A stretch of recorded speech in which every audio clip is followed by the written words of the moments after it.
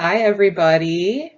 Nicole here, and I am sitting with my friend Elizabeth, also known as Somerville.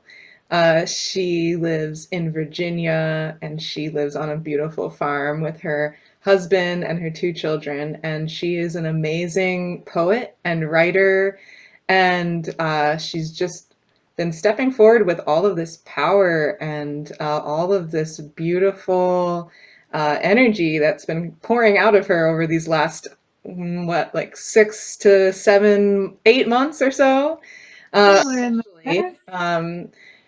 And she and I have become pretty close friends over that time. And I've been wanting to share her story more for a while. So I'm really happy that she agreed to do this interview and have this conversation with me tonight. Um, so something that's really amazing about Elizabeth's story is that she has on and off considered herself a writer, been interested in writing for a long time. And it was this past, I think, December or January, that you really decided, I'm Mhm. going to do something about this decade-long writer's block, and I'm really going to dive into my writing, and I'm going to figure out a way to make that happen. And so I'd just like to invite you to tell us about how did you end up at that point of feeling like you had to make this decision, and what gave you the guts to move through it. Yeah, well, thanks for having me here. And you have said so many kind words, and that just is so inspiring in and of itself. I appreciate it. Um, yeah, I think creativity to me is a very spiritual thing. To me, it's akin, to like birthing something into the world that should have an impact and a positive influence. And so for a long, long time, I had this feeling like, there's words in me that want to come out. And I didn't quite know how to access that creative flow or what that looked like. But I'd experienced it before. So I spent a really long time as a worship leader in a church out here, and spent a lot of time writing songs and that we would then play in church and everything. So I knew what it had been like to be in that kind of creative flow where, you sit down at the keyboard and it's just, can be playing some chords and suddenly like there's words and it feels like it just downloads. And I understand that that's not everybody's experience, but that's kind of how it's worked for me. Um, and through some crazy events, like some pretty traumatic events, I really ended up very disconnected with that creative flow and disconnected from myself, and ultimately pretty disconnected with the world around me, my spirituality. So a lot of that came with the birth of my son, and that was a very traumatic experience that almost took my life. And so yeah, I'm diving right into it here, but Diving right in. um, yeah. So as I processed all of that, which happened over years, the psychological impact of that kind of experience was really overwhelming. And so, like, in the kind of dissociated aftermath, I really lost all touch with creativity and art and music. And I'm still very much healing my relationship to music. But yeah, like this longing was always there to express my inner world with words. And it really, simultaneously through these years of processing that event, I have also, changed a lot of my views and practices spiritually. And so these two major themes, um, throughout my 20s had kind of all brought me to this place where I was pursuing healing and, actively working to transcend a lot. And that was a lot of work and took a lot of energy. So I finally came to this place in the last year where I felt like I was really rebuilding a lot finally. And kind of kept feeling this frustration inside, like, I know there's words in me, I know this needs to come out. And a couple years ago, I actually met a woman here in Richmond who's a shaman, and she looked right at me and she's like, "You have words. You're supposed to write something." I was like, "I know, but I don't know how or when." But it addressed very much that desire of my heart to like make art out of reality and honesty. So at the beginning of this year, I kind of just, I don't know, I started feeling this building of like, okay, something is coming through here. And there was this day that I realized, like, what am I doing with my life? I'm a mom and farmer and have all these things going on, and like, what was the point of going through all of these traumas and overcoming them and having all of this like experience that I feel like has helped people as I've shared my story in the past. And I felt kind of like this message come through from source saying, like, what are you going to birth next? What do you want to birth next? Like, I want to birth words. And so I've always found a lot of freedom and empowerment through like creating ritual and ceremony. And most of it is just like what feels right to me. Really let my like intuition guide what feels right there. And I also like pay a lot of attention to just, nature's rhythms and cycles. And so it's like, all right, the final full moon of 2020, and 2020 was so rough for everyone, So I'm like, all right, this is the end of a whole bunch of crap. So I'm going to start fresh, and created this really beautiful ceremony for myself with the intention of creative breakthrough. And that was really a beautiful and powerful experience of just kind of like surrendering. Like, I can't make this happen. I can't make these words up. Like, this has to come through a connection. So at the time I was feeling really led to connect with like my heart space and my womb space, this idea of like our womb space carrying our creative energy, creative life force, and really pulling on that energy. And I started writing like a week later, and it was kind of like the floodgates opened. And so again, it doesn't really feel like something that I made happen. It was, surrender and connection. And so, yeah, I mean, that's kind of like what brought me to where I am now is kind of, okay, the doors have opened to these words coming out. And it was kind of scary because I didn't know what was going to come out after 10 years. Right. So, yeah. Yes. Thank you so much. That gives me so many little gems in there and so many different things I want to talk about. I want to point out one thing, which is I know that you there was this element of surrender to it and letting it come through from beyond you, and yet also there was, you said that you had this message come through of like, what do I want to birth next, right? And it's like, I believe that when we go through some sort of traumatic event, that some of the journey is almost like we're kind of stumbling along and we are doing what we need to do. And yet there are points where we get to decide what we want to make of it. Right.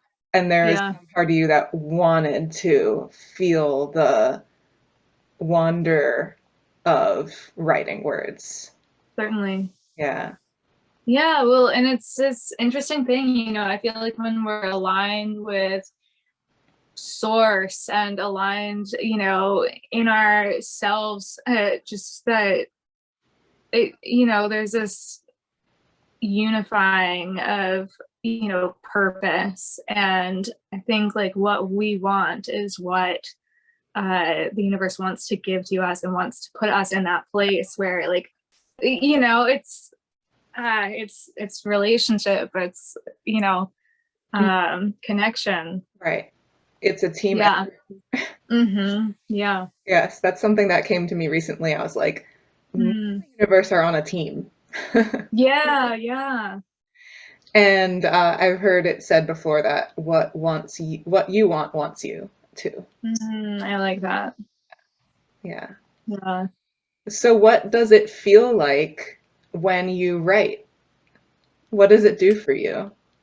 Yeah, it's it's been very, very healing. I think that there's something about using our voices that's very powerful.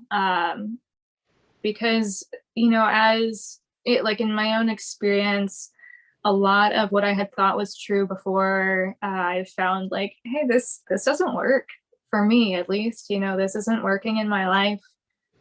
So trying to like discover, the pursuit of truth um has become a big theme of my life in the last year. And so like writing is a way of connecting with that. To me, I'm kind of an external processor, and so writing kind of helps me like get everything, all my thoughts out.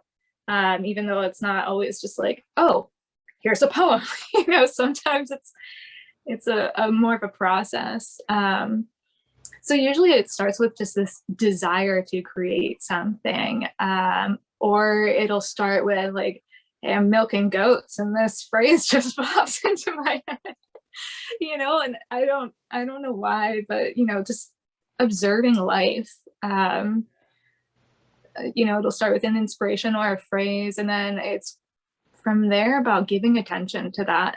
And I've had this big background fear of like, whoa, I had a 10-year creative block, and that was really scary. Like, I really don't ever want to experience that again. um so that's motivating in a way. I don't want to get bogged down in fears and negativity and these worries, but it is a reality that I face, is like, hey, that could happen again. So one thing that's really important to me in my experience of writing is like when the inspiration hits, like, man, I might be washing dishes and like need to pause there and go like write a few things on the notes app on my phone, just so that like these phrases that kind of trigger further creativity can like, I can come back to them. Or oftentimes it's like, whoops, was in the middle of something, but now I'm just, this is flowing. Um, so valuing that, I asked, uh, the source to open up this creativity for me. And I feel like if I don't act on it when the inspiration is there, then, it's, then I think it's disrespectful or something, something like that. You don't want to ask for something and then not like use it when it's there. Or perhaps Uh, like if you did that enough times, that might be when the door would close for a little while yeah, until you were ready right. and ready again Exactly. to ride the waves. Because I feel like part Mhm. of this is that if we want to have creative flow, we kind of have to surrender to some extent to exactly how Yeah. it looks or how it happens Hmm. or when it Yeah. happens. Right. And remembering that it's a flow, it's not like something that I can grasp and hold on to. I think something that I've said before is like, you cannot hold water in a fist and keep it, like it has to flow. So anytime I get concerned about like, oh, I haven't felt inspired to write this week, or I start worrying, then I remember like, no, relax into it and surrender. Like this is about life. This is not about producing something. Like, it is wonderful to make art, and it's wonderful to see that, released, set free, set loose into the world, and like, do its thing and impact people. But like, this is this is personal, it's healing, and it's healing for other people. So like remaining like authentic in that is the most important thing, because if I just get stuck on like um trying to produce something, then like, I don't know, it just falls flat. So like remaining in the flow of that, and keeping it authentic as to like, this is, I'm writing from my life. I'm Right. writing from what I observe, what I feel. Um, Yes. and that's when it's worthwhile. Yeah. It sounds like some of the difference is almost in the underlying purpose or intention behind Hmm. to write. It's like Yeah. when you start kind of, if you kind of slip into a place of wanting to write for production's sake, or Hmm. um, to get a bunch of likes on social media, or to, I don't know, something that feels different than that connection feeling that you've been Hmm. describing. That is, I'm doing this Right. for life. I'm doing this for myself. I'm to heal. I'm doing this for myself to grow. I'm doing this as a gift for people Hmm. who read it, and that when that they read it, it changes something for them. And there's a very different energy and an intention behind those two, and it can be a, I find that for myself with my creativity Yeah. as well. It's this nuanced area, and when I, if I haven't created something and I have a desire to and I think about it, it kind of brings me back into like, just reconnect and it'll come through. Right. It kind of is like this accountability to some extent, like I only want um to create art that with purpose, that is bringing like goodness and truth and love and healing into this world. And so, what that means is that like, I have to maintain, my own connection, my relationship with myself, my relationship with source and my family and the world around me. Like, I have to be present. And that's what it really comes down to, is like, I have to be present to like fulfill my purpose. You know and I feel like in this respect, I want to like connect people with their own power.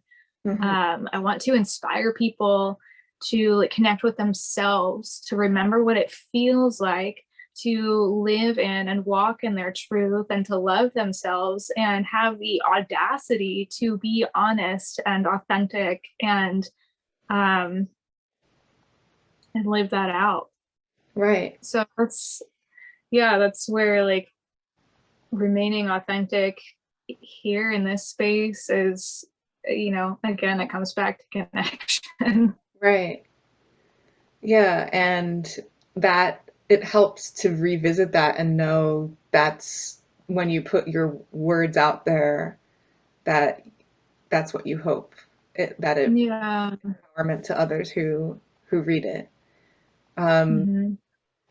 so you mentioned just that you kind of go through these like cycle of like kind of fear of the creativity like flow might leave, and then you kind of like reconnecting to why you're doing it. And is there Yeah. anything else that you've found over this time period that's been helpful for kind of resetting or keeping you in flow if you feel like you're not, if you feel like Yeah. shifting out of it? Right. So, I mean, I feel like again, is kind of this relationship to the world around me, to self, to source. So, I mean, when I am connected and when I'm making sure my own needs are met, and you know, I I feel like I'm in that creative flow, like, or I can tap into it easily. So um it's when I start feeling disconnected that I start worrying. And so the quickest ways that I kind of tap back into that flow and connect, is, get some alone time and go on a walk in the woods. That's kind of been like the the biggest medicine to me in my life most recently. It's just like, I'm meandering through the woods looking for mushrooms and whatever sorry, whatever else I find. You know, and kind of just relaxing into that. Um, I think also coming back to like reading other people's poetry and inspirations, and um, just kind of feeding myself. You can't pour from an empty cup. So like, Mhm. it's going to be different for everybody. What fills my cup might be, super boring to someone else, but connecting with nature, connecting with music, um, you know, again, I'm pay a lot of attention to like lunar cycles and things like that. So that serves as a really good reminder to me. Like at the new moon, that's about setting intention, and full moon, we're reinforcing those intentions, and it's kind of this cycle of cleanse, renew, create. That's kind of been like a bit of a mantra to me this year. Is like, okay, I've accumulated all this emotion, and like I can get some of it out in writing, but mostly I just need to like ground my energy. So yeah, lunar cycles, and creating ritual around that has been big for me individually, just in my spiritual life, and a lot of creativity flows out of that. But connecting to nature is a big one. Yeah, I love what those words that you used about like it's like the ebb and the flow and cleansing and Yeah. renewal and creating that flow isn't necessarily like just this one same steady flow. There's all these different like aspects. Hmm. Yeah, and again, it comes back to like surrendering to it. Like you can't control it. Yeah. Um, Expect ourselves to be like the same and consistently the same every day. That's just not yeah, how we no, work. And actually really would be very boring. no, like sticking to a single brand, or like I don't know. We all change so much and so quickly. Like we have to flow with it. Yeah. Well, I thought so. You had shared this one poem with me that is so perfect for, it almost feels like this poem is probably was written by you as a medicine for yourself for any time that you have any doubts or thoughts about creative block. Mm, And I feel like it might be a really good medicine for others as well. Would you like to yeah. do a reading of that poem? Yeah, that'd be great. And this was written in the middle of me having like a freak out, like, oh, I haven't written anything in a week, and I'm just gonna rage about that on paper. Get it all out. And so yeah, I have to like literally read this from paper because I don't have these things memorized. But um yeah, so this is what if. What if I don't have the words? Or what if I do and no one cares to hear them? What if I carry all this magic inside, all this healing inside, all this loving inside, and it never finds its voice? What if I went through hell to find that heaven is a celestial state of mind, but don't know how to lead you there? What if I never tried? What if the world falls apart again? And what if I don't have the money again? And what if I can't do anything but make them breakfast, lunch, and dinner again? And what if I were to just shut the fuck up with all my worries? Let the art pour out of me like a river, breaking dams where rules were set to keep me worried instead of wild? And what if I decided not to care? If you ever knew my name and left footprints soaked in stardust everywhere that I went anyway, what if? Oh, so good. Thanks. Thank you so much for sharing that. Yeah. There is Yeah. this, it's that when you say like you want to rage on paper, I want to talk about that. I really want to talk about that because it's one of the things that really gets me about your Mm, writing is there's this, it is this raw life force energy, has like kind of a kick and kind of like attitude to it. And it to me, it's like, it's some kind of a reclamation of mm, feminine in some way. It's also mm. like reclaiming our connection to the wildness. Uh, Yeah. I don't know. I just want to hear what you have to say about all about that and about what that energy kind of Yeah. to you. Yeah. So I I was looking back over my life. I feel like I was a really as a child, I was really connected to nature and like, wild spaces. And one of my favorite things, like I don't know, my play looked more spiritual than anything. I was like out there trying to connect to plants, and I would like weasel my way into this big thicket of burdock just to watch the butterflies and look for some kind, look for fairies or some kind of sign of the divine.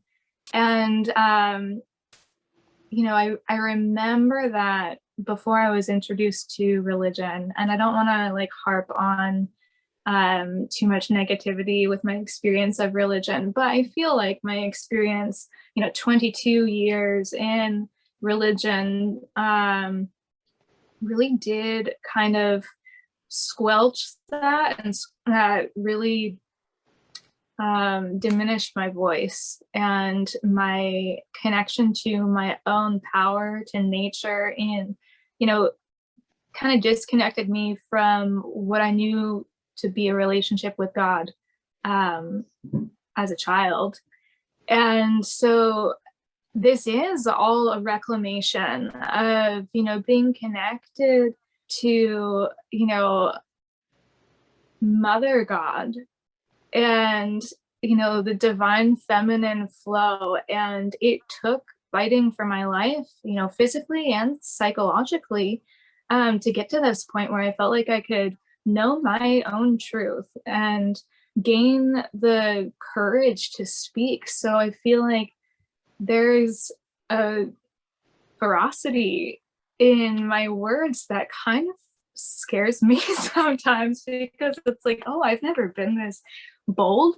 When I'm writing, I'm saying things that I've felt in my heart that I've never spoken before. And so when I write, I'm counteracting these fears.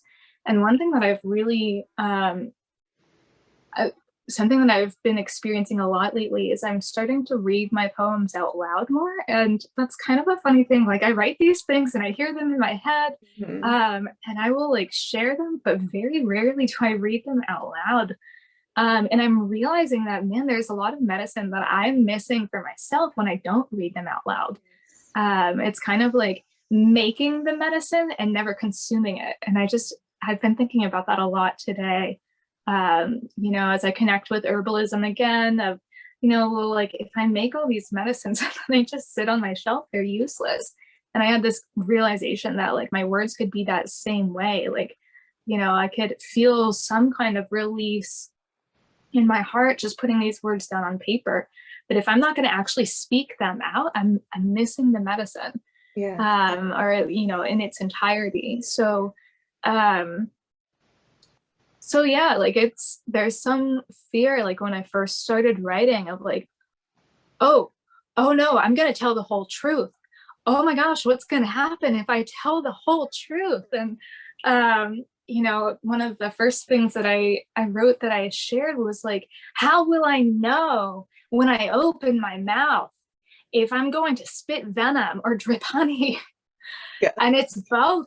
It's freaking both. And it's scary and it's empowering. And like, I want to see other people be, unafraid to do the same, because, I think a lot of like women in particular have really felt like the same kinds of oppression of their voice, and the same kind of silencing of like, this is truth and this is what you're allowed to say and what you're allowed to believe and what you're allowed to speak. So that's where a lot of that, like, the feeling of this being raw and wild is like, it's, I'm having, I'm going through a lot of personal, like battle to, write these words. And it's real to me, it's, so it's vulnerable to share. But as I've shared, the feedback that I've gotten from people about like, this is helping me heal, is healing me, so it brings this community aspect to it that is ultimately what I think is the purpose and point of all this. Yes. What do you hope happens in regards to that? I don't quite know yet. Right now, like I feel excited to engage with people on, what is this making you feel? People volunteer that information. I get a lot of messages from people like, hey, this really resonated. This was relatable. Thank you for sharing this. And I'm so humbled by that. I didn't that's what I wanted, was to be able to like have this sense of like community and camaraderie around this healing work. So yeah, like I don't know what direction that's going to go in. I don't know what that's going to look like or feel like. I want to get to the point of publishing, and I hope that getting this work into other people's hands would inspire. But I don't know. It's like social media is kind of it's a weird thing, like, it's, posting these things and wanting to engage with people being the point, and Right. Don't know how that's supposed to look eventually, but Right. I think it's going in that direction somehow, like community. Well, I know that you're touching a lot of people with your social media presence, and I think that it's sometimes one of the weird things about it is that we don't really always get to see that, or really know the impact that we're having. Yeah, I mean, it's, when we're like engaging with people through screens, it's more difficult to be vulnerable. Yeah. And so I think like maybe at some point there will be a time where, space can be created for people to express these things and share experiences and heal through art in a way that like allows for a lot more interaction and vulnerability. And Right. yeah. Yeah. What would you say in the last 8 months and with this journey that you've been on with your writing and sharing, was there some moment that was like one of your biggest vulnerability breakthroughs? Hmm. It's an interesting question. I think like, I don't know if there's any like one moment or anything. I think like finally having the guts to start sharing all of this, I was writing for a couple months before I started sharing. I think what really inspired me there is just kind of this realization that I was really holding back from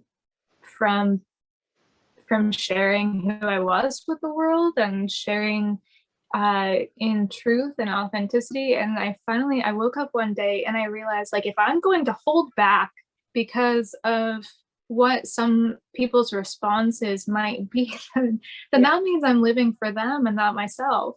Right. And man, like when you realize something like that, that kind of hits really hard, and there's a lot to process in that. Like, whoa, okay, how many areas of my life am I living like this? And more than anything, I desire to live authentically and whatever that looks like. So I think that was when I really started realizing, like, nope, if I am going to fulfill any purpose here in this life, I have to start like living my truth and living, not for other people's reactions. And Yeah. so that's when I started sharing more. And I mean, every single time I share, it's coming face to face with vulnerability, and pushing through the discomfort of that. But it's always worth it because I always meet with connection, and it's not always necessarily positive, but it's always something that is a learning experience. And I know you use the term a growth edge a lot, and I really like that term. Yeah. That's what it feels like. Yeah. It's coming up against the edge of growth. And yeah. And I mean, so much of what you've been pointing towards is that authenticity for you and for most people, I would say pretty much everyone, is that we have the light and we have the dark, and there's the venom and there's the honey. Mm-hmm. And it's Yeah, all kind of part of our wild nature and it's all part of our true nature for there to be all of it exactly. present. And that's what you Right. are. Maybe even that's part of that sense of rage that comes through is like, isn't it obvious that this is okay? Yeah, like everything belongs. You know, we can't. I really believe that there's a place for like embracing the darkness of our experiences in a way that allows us to view them with acceptance and love. Yeah. um I've spent a lot of time burying my negative experiences in life, and it was only when I started looking them in the eye and like reading them with love Yeah. that I really started healing. And so that is something that comes through a lot. And sometimes I wonder, like, am I harping on this too much? But man, just like embracing life for what it is. We can't have the light without the dark, or it won't be as meaningful or as impactful. But like embracing life with radical acceptance. And sometimes it sucks and sometimes it's beautiful, and it's always humbling, and it's always an area to grow in. And there's always opportunity for connection and growth there. And there's just so much energy wrapped up in all of those difficult experiences and Mhm. dark experiences. And if we keep them, like you were saying, like they were kind of bottled up, and by learning how to connect, that energy's been shifting and becoming part Mhm. of your life force, been becoming part of your creativity. And uh, that's like a really, really big part of healing, especially a big part of Yeah. healing from trauma, and why I feel like creativity is this sort of like secret medicine. Yeah. It's been a medicine for a long time, but it's a deeper medicine, a physiological medicine, and a spiritual medicine. Right. It very much is. And I can only speak from my own experience, and it's this hasn't been my experience for very long by any means. But I'd love to like encourage people um to pursue creativity, and like just, man, even if it's just free writing, writing every thought that comes to mind on a piece of paper and just like getting it out of your head, like that. There's so much healing that can happen there. It doesn't have to be, you hear about like when people start painting, it's like, just start somewhere. It doesn't have to be good. I think just starting and um, letting it all out, is really important. And it leads us to a place where like we can process it all. Right. Even if it's never shared, it's so valuable. Yeah. Yeah. Um, well, would this be a good time to share the other poem that you want Sure. to share? And like maybe even before you read it, just with everything that we've talked about, and also with for both of us really wanting both of us have similar intentions of wanting to create community around people who are healing and growing together through creativity. And so I just, I think we're kind of putting out a collective invitation as you Mm, read this piece. yeah. Yeah. And this is, I think a lot of my writing up until this point has been kind of like rage against the machine kind of stuff. And that had to come out. Um, but as it flows, it's becoming more about rebuilding and wanting to seek connection even further and build community around that. So yeah, this is definitely, I want to see that happen and um, inspire that. So this one I call Paradox. Some of us were born asking questions. We're born searching for the miraculous inside every cell of the mundane since exiting the womb. Me, I want a truth that I can sink my teeth into, something that bites me back, leaves my hands dripping with nectar in the scry of 1,000 blood moons. Lead me not into temptation, but deliver me into the hands of Mother Gaia. Let me know the sky as lover, God as boundless light and shadow. Take my hand and let us craft an earthen gospel we can plant a paradox into. Mhm. Mm.